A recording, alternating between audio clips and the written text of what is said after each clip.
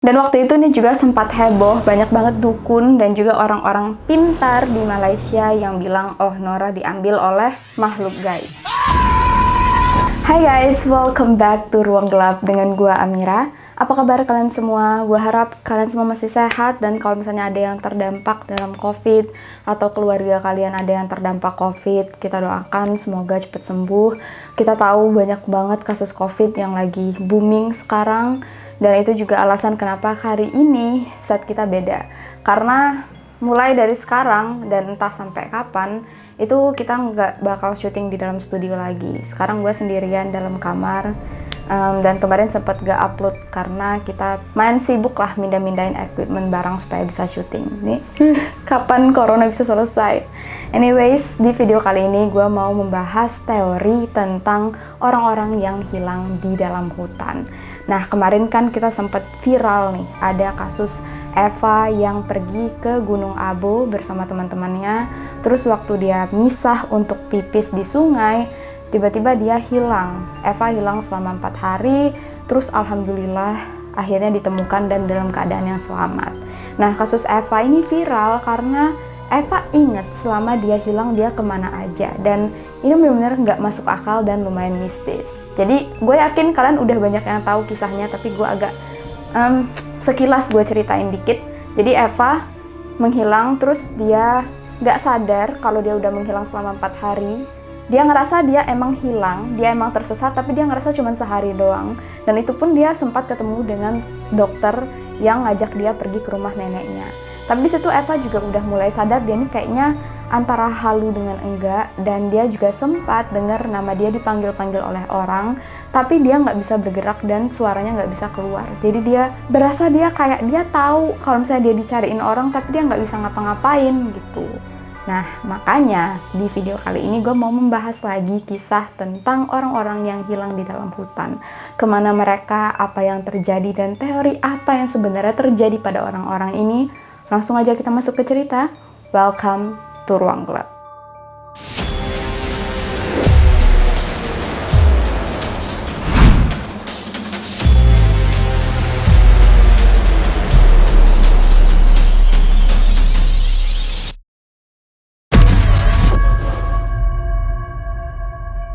Kasus orang yang hilang di dalam hutan atau wisata-wisata alam itu memang cukup sering terjadi, dan nggak bisa kita pungkirin juga karena di wilayah yang luas, terus banyak pepohonan, terus ada hewan-hewan buas, cuaca yang ekstrim, itu bisa jadi alasan kenapa banyak orang yang kadang tersesat dan hilang. Apalagi seperti yang kita tahu, kalau misalnya pendaki gunung itu banyak banget hal-hal yang mereka juga kayak ngerasa itu di luar nalar mereka. Dan sebenarnya kasus-kasus mistis atau yang tidak bisa dijelaskan yang terjadi pada orang-orang yang hilang di dalam hutan itu nggak cuma terjadi di Indonesia. Kita tahu Indonesia itu sangat kuat superstitiousnya. Kita percaya dengan hal-hal yang mistis, ya memang tidak bisa dipungkirin ya ada alam gaib di dunia ini. Tapi kayak kalau kita compare sama di luar negeri itu mereka percayanya nggak hantu-hantuan se-Indonesia. Paham kan maksud gue? Jadi di luar negeri itu juga, tapi mereka banyak mengalami kasus-kasus orang hilang yang aneh banget, yang nggak bisa diterima dengan akal sehat. Banyak banget penjaga hutan atau ranger park di Amerika yang sebenarnya udah ngerasa terganggu dengan hal-hal kayak gini. Ada orang yang hilang dalam keadaan yang misterius. Terus sampai akhirnya ada seorang mantan detektif yang bernama David Paulides yang memutuskan untuk mencari tahu kemana orang-orang yang hilang di hutan ini. Apa sih? Kenapa sih? Kok bisa sih? Gitu loh.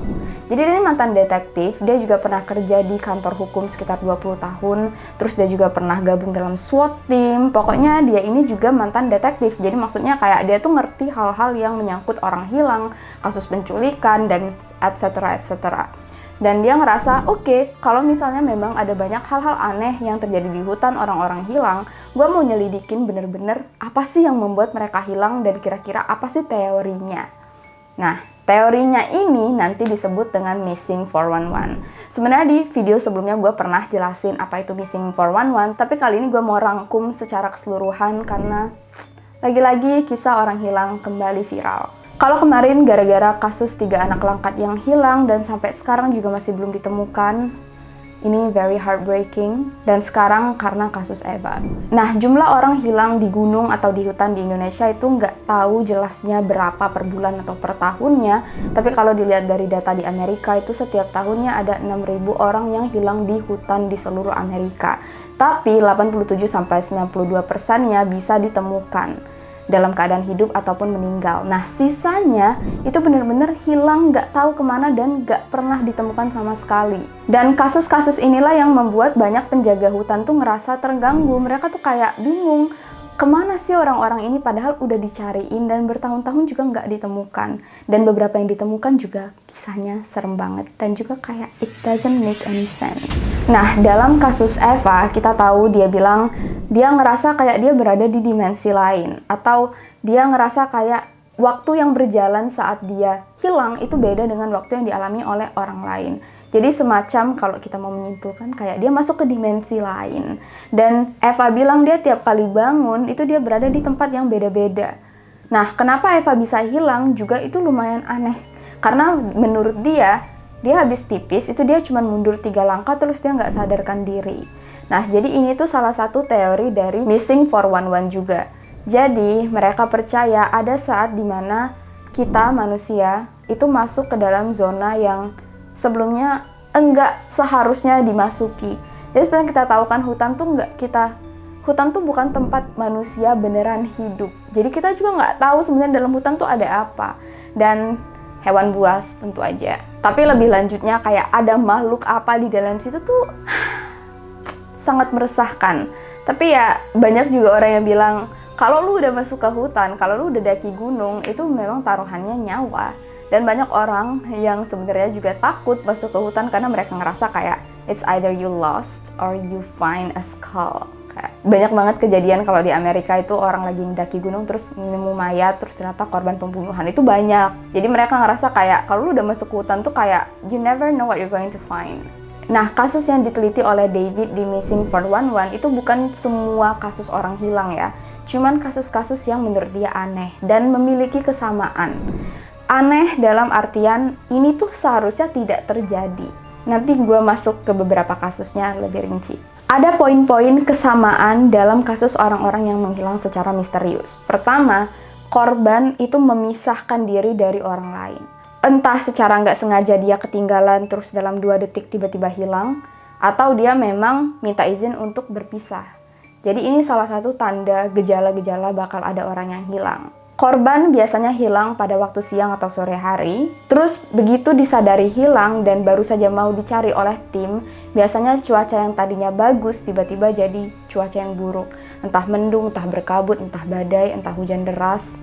Pokoknya tiba-tiba aja langsung cuaca itu jelek. Terus gara-gara cuaca buruk, pencarian harus dihentikan dan jejak kemana orang yang hilang ini pergi bisa jadi itu terhapuskan gara-gara cuaca yang buruk. Dan biasanya waktu dicari oleh tim K9 atau tim anjing pelacak, mereka anjing-anjing tidak bisa mencium bau korban yang hilang. Dan biasanya kalau korban ditemukan, mereka ditemukan di tempat yang sangat dekat dengan tempat mereka menghilang atau sangat jauh sampai nggak masuk akal. Terus biasanya mereka di atas bebatuan, khususnya batu granit, setengah tenggelam atau di dekat perairan, dan ada baju atau pakaian yang hilang dari mereka. Nah, teori Missing 411 sendiri nggak menjelaskan secara persis ini ulah siapa.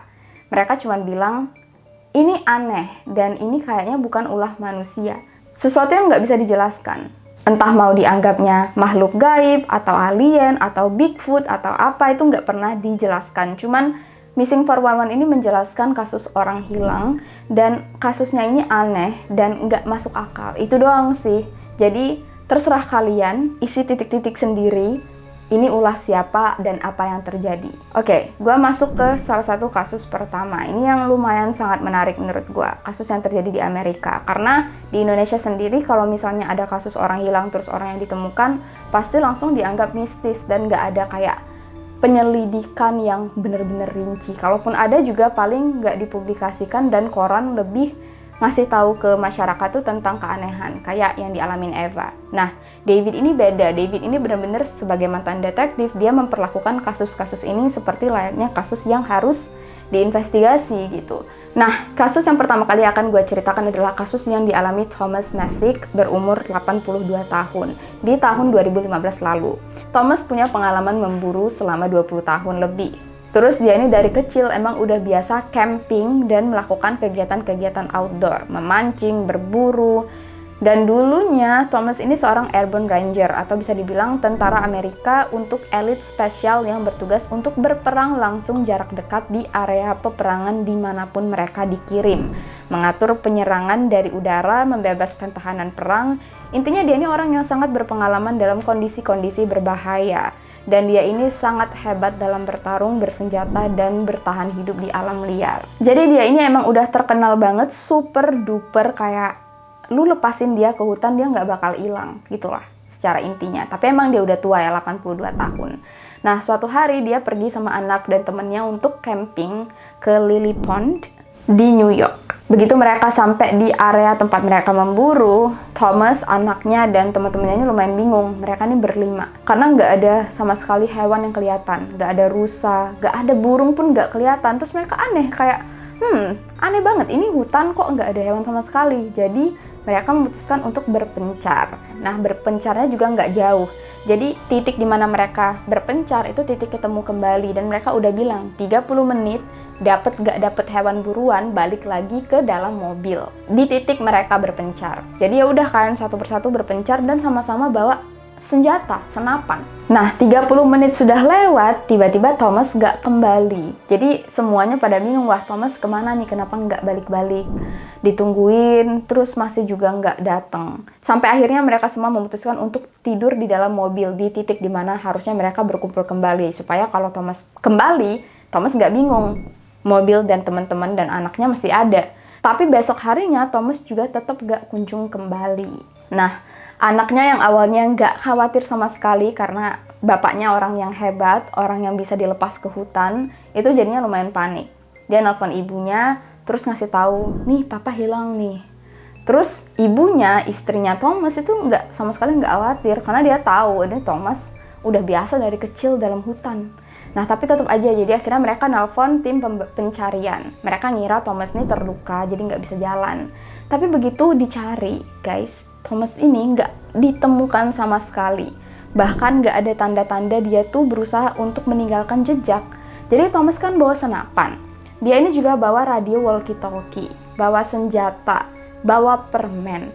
Itu kenapa kok bisa sama sekali nggak ada jejak yang ditinggalkan oleh Thomas? Kalau misalnya dia sakit, atau misalnya dia mengalami kecelakaan, atau kalau misalnya dia memang tersesat, Thomas ini tipe yang instingnya jalan. Harusnya dia yang udah biasa di hutan tahu gimana caranya biar ditemukan oleh tim pencari. Misal jatuhin permennya, atau ngerobek bajunya terus diiketin ke cabang pohon. Nah, hal yang membingungkan semua orang tuh Thomas tuh nggak ada sama sekali ninggalin jejak apapun. Thomas kan juga punya senapan, punya radio walkie-talkie. Kenapa nggak coba nembak langit gitu kalau dia emang tersesat? Kan bisa langsung didengar. Tapi ini nggak ada tembakan sama sekali. Pokoknya kayak Thomas ini punya banyak hal yang bisa dia lakukan untuk meninggalkan jejak, tapi nggak ada jejak sama sekali. Nah, waktu itu juga anehnya, begitu Thomas hilang, itu cabang ranting pohon di hutan-hutan itu pada jatuh-jatuh semua. Kayak patah akibat ada yang sengaja mematahkan. Padahal waktu itu sama sekali nggak ada hewan. Terus juga waktu orang-orang mulai mencari Thomas, itu tiba-tiba ada 2 anggota FBI yang turun tangan. Nah, FBI ini nggak pernah sama sekali yang namanya ikut mencari orang hilang. Kecuali orang yang hilang itu anak kecil berumur 12 tahun ke bawah. Nah, waktu Thomas hilang terus ada FBI, polisi tuh pada bingung kenapa FBI tiba-tiba datang. Dan FBI sama sekali nggak mau ngasih tahu kenapa mereka ada di situ. Waktu FBI menginterogasi istri Thomas sempat nanya kenapa FBI ada di situ. Dan FBI bilang mereka sedang menyelidiki sesuatu yang nggak bisa mereka ungkapkan karena mereka belum punya bukti. Nah, waktu David menginvestigasi kasus ini dan dia ngelihat ada FBI yang ikut turun tangan, David mulai nyari nih, sejak kapan sih FBI tertarik meneliti tentang orang-orang yang hilang di hutan. Dan ternyata secara spesifik FBI itu meneliti pemburu handal yang hilang di dalam hutan sejak tahun 1960. Cuman pemburu yang handal ya.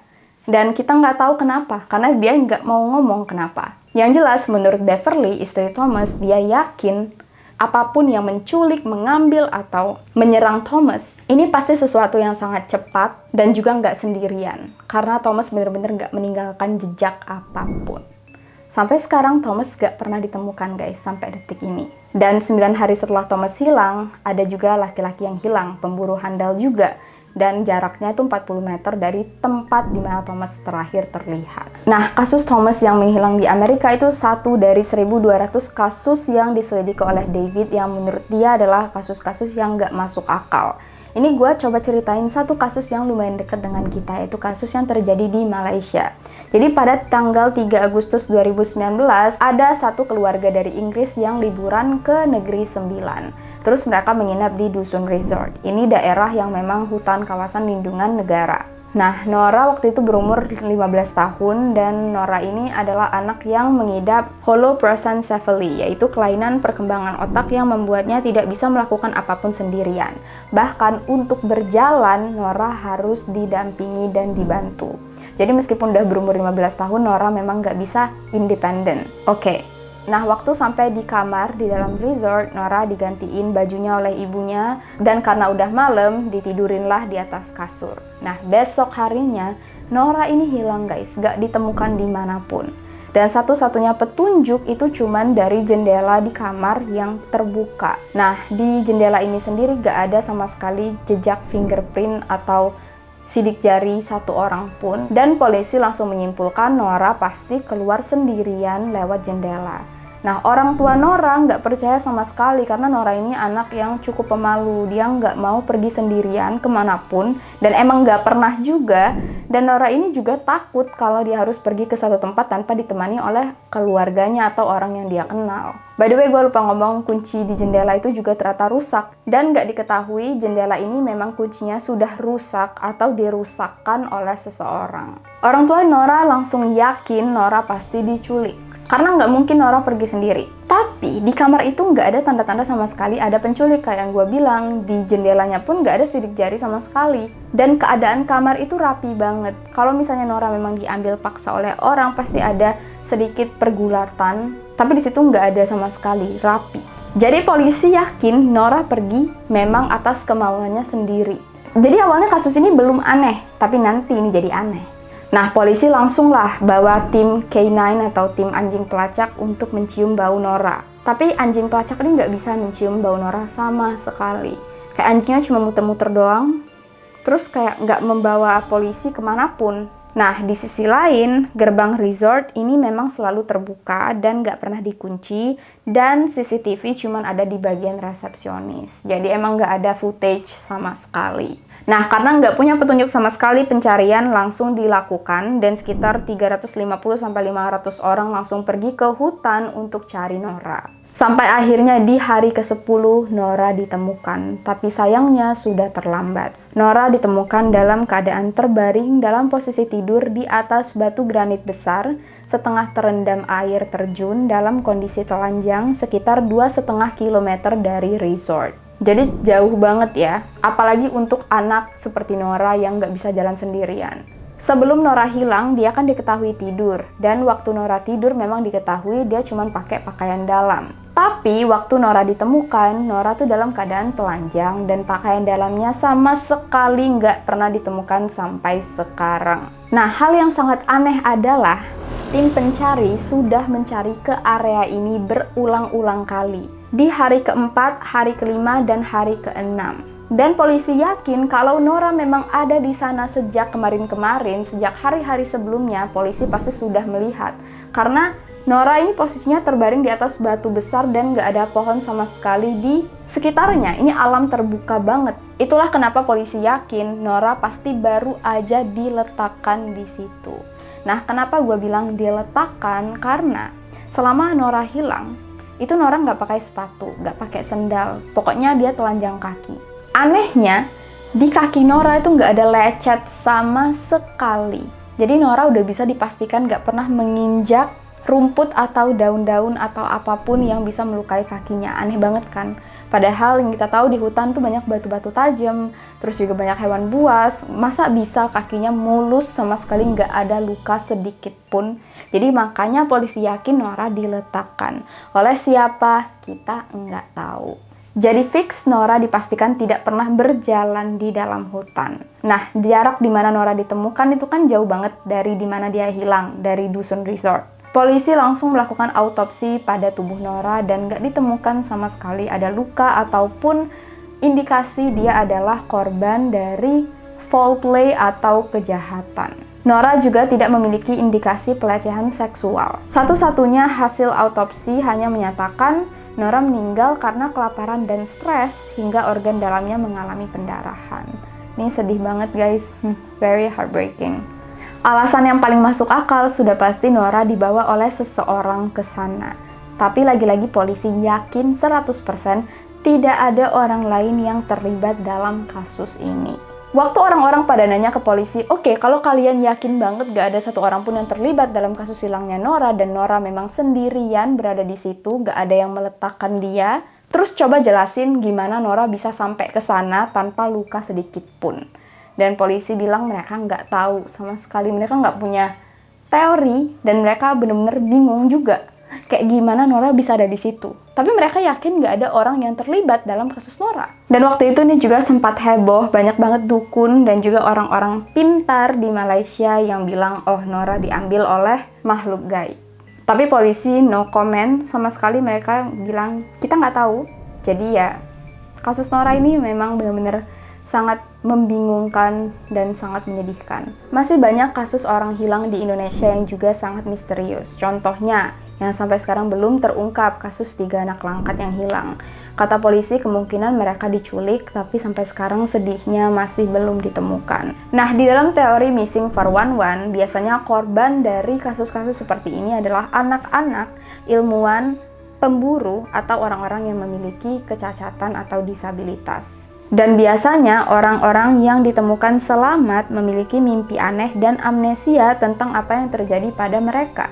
Ini cukup sama dengan kasus Eva, dan juga ada satu kasus lagi yaitu kasus kakek Nurdin. Mungkin kalian belum pernah dengar. Kasus kakek Nurdin terjadi pada November 2019. Kakek Nurdin hilang selama 5 hari dan ngaku dia diberi makan oleh sosok cahaya tinggi, dan selain itu dia nggak inget apa-apa lagi. Ini lumayan mirip juga dengan cerita Eva yang dia ketemu dokter perempuan berkerudung yang ngasih dia jalan menuju rumah neneknya, di mana di rumah neneknya Eva dikasih makan oleh neneknya dan juga dibikinin jelly nanas. Kalau gua nggak salah. Jadi cukup mirip ya kasus Eva dengan kakek Nurdin yang hilang 5 hari dan untungnya juga ditemukan. Terus ada lagi kasus Afrizal. Afrizal hilang di Gunung Guntur selama 31 jam. Lalu waktu ditemukan sudah dalam keadaan telanjang dan tidak ingat apapun. Tapi alhamdulillahnya juga masih selamat. Kasus Afrizal sendiri terjadi pada Juli 2020. Jadi apa kesimpulan dari teori Missing 411? David Paulides seperti yang gue bilang, dia nggak pernah bilang secara rinci apa sih yang menyebabkan orang-orang ini hilang. Apakah ini ulah makhluk halus, ataukah mereka masuk ke dalam dimensi lain, itu nggak pernah sama sekali diucapkan. Jadi kalian isi sendiri titik-titik kemana dan apa yang membuat orang-orang ini tersesat secara tiba-tiba. Ada banyak banget kasus-kasus misterius yang sebenarnya terjadi guys. Contohnya ada satu kasus di mana ada satu anak yang ditinggal jalan sendirian di belakang rombongan waktu mereka pergi ke National Park. Terus nggak sengaja, baru aja kan sedetik tuh anaknya masih ada di belakang. Terus waktu semua orang jalan ke depan, tiba-tiba ada suara teriakan, dan waktu semua orang noleh, itu anak udah gak ada lagi dimanapun, dan belum ditemukan juga sampai sekarang. Itu gue lupa kasus apa, tapi kalau kalian mau gue bahas, nanti gue cari lagi dan gue bahas. Dan banyak banget kasus Missing 411 ini. Kalau kalian pengen tahu, kalian tinggal klik aja Missing 411 tuh ada banyak ratusan kasus, dan bahkan ada YouTube sendiri, David Paulides punya YouTube sendiri. Kalau nggak salah, Canem Project namanya, nanti gue link di deskripsi bawah. So ya, gue rasa kasus orang hilang di hutan itu bukan hal yang aneh, karena lagi-lagi itu alam liar, alam luas, alam bebas. Ada banyak binatang buas, cuaca juga bisa menentukan, dan mungkin ada orang yang mengalami kecelakaan, patah kaki, atau apapun yang membuat mereka nggak bisa mendapatkan pertolongan. Dan juga area hutan juga nggak banyak orang yang jalan ke sana, jadi udah bisa dipastikan memang ya namanya hutan itu area yang berbahaya. So untuk kalian yang suka mendaki atau suka hiking atau suka aja jalan-jalan ke alam-alam bebas, please make sure kalian hati-hati, kalian udah prepared. Dan juga ya berdoa, jangan lupa berdoa. Kita benar-benar nggak tahu apa yang ada di dalam hutan. Dan ya yang namanya tempat yang bukan ditinggali manusia, you know what I mean. Anyway, sampai di sini dulu cerita kita pada kali ini guys. Kalau kalian mau tahu lebih lanjut, kalau kalian mau gue bahas lebih dalam tentang kasus Missing 411, let us know in the comment section. Dan please guys, take care, cuci tangan kalian, pakai masker double, dan juga benar-benar hati-hati kalau nggak berkepentingan jangan keluar rumah. Karena gue dengar udah banyak banget kasus rumah sakit yang membeludak banget dan udah susah banget dapat bed di dalam rumah sakit. Pokoknya kita juga sama-sama berdoa lah guys supaya COVID cepat mereda, cepat hilang. Jangan lupa vaksin kalau kalian bisa divaksin. Dan kalau misalnya ada dari kalian yang terdampak COVID, cepat sembuh. See you guys on the next video. Thank you udah nonton video ini. Stay safe and please stay alive.